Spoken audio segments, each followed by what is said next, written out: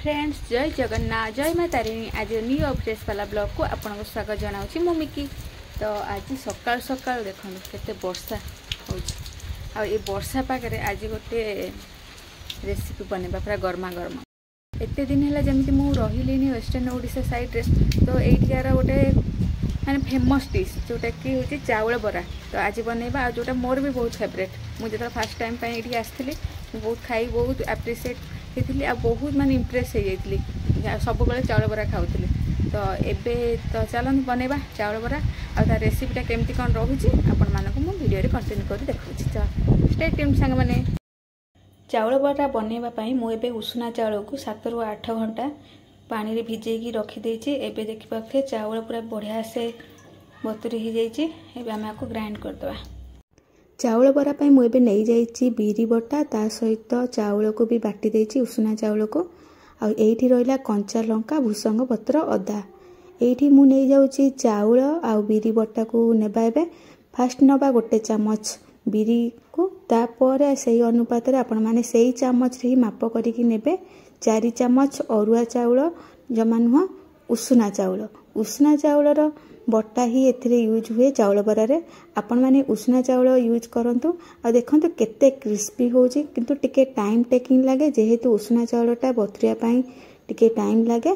तो आपण माने आकु जति 7 ରୁ 8 घंटा माने बतुरी दउचंदी तो बहुत बढ़िया से चाउलटा बतुरी जीवो आ तार माने जो क्रिस्पीनेस चाउल बरार सेटा बहुत ही बढ़िया लगे। एबे मु एथिरे दे दोची अल्प लूण आ खाइबा सोडा ताकू दे सारिकी आपण माने भल से क्लॉकवाइज या एंटी क्लॉकवाइज ताकू फेणेबे। जेते भल से आपण माने ई फेणाडा जो प्रोसेसटा करिवे सेते आपणकर चाउल बरार क्रिस्पीनेस रहिबो। ता सहित चाउल बराटा बहुत भल भाबरे फुलिकी माने हमर माने बहुत सुंदर माने शेप भी आसीबा आ टेस्ट भी बहुत बढ़िया रहिबो। एबे चाउल बरार क्रिस्पीनेस आ तार फ्लेवर बढ़िया पाई मु नै जाइछि चुन चुन करी काटिकी भूसंग पत्र कंचा लंका अदा और जीरा ये सब को आमे एबे मिसई दबा बैटर सहित आ बैटरटारे पूरा भल से मिसईकी ताकू आमे आधा घंटा रे घोड़ेकी रखीदबा प्लेट रे। आ किछि समय पर पुनी रेडी करिवा हमर टेस्टी टेस्टी यमी यमी चाउल बरा। भूसंग पत्र तापरे कंचा लंका अदा ये सब को दे सारा पर आमे बैटर को रेस्ट पाई आधा घंटा छाड़ी दौन कहीं एथिरे आमे बेकिंग सोडा पकईले जोटा कि फर्मेंट करने टिके टाइम लगे और सेटा फुलिकी बराटा बहुत बढ़िया क्रिस्पी हम बाकी। एबे आधा घंटा पर मु बाहर कर बैटर पूरा रेडी हो जाइए चाउल बरा पाई।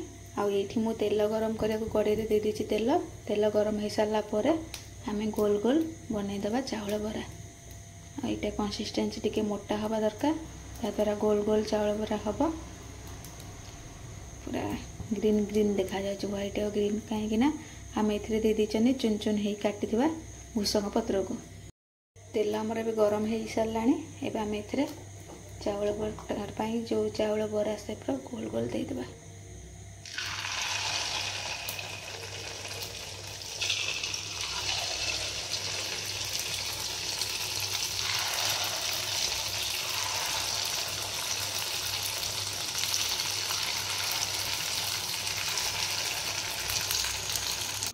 चाउल बरा आमर ए रेडी हो गलानी। एबे आमे आपको बाहर करदबा कड़े आपण माने चाउल बरा को बेसी ब्राउनिश कलर हेबा जाए देबेनी कहीं चाउल बरा टिके व्हाइटिश कलर रहिले बहुत बढ़िया तार लुक आसे। देखि पाते एबे हमर गरमा गरम रेडी हो जाइए चाउल बरा।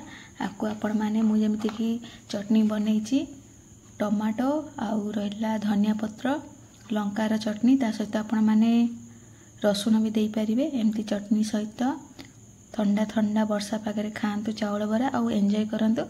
जदि आज ब्लॉग आपण मानकु भल लागिछि then like share and comment करिवे। आ हां जो माने मो चैनल को नुआ के विजिट करछन्ती सब्सक्राइब करबा को जमा भूलिबानी। रहूछि नमस्कार जय हिंद।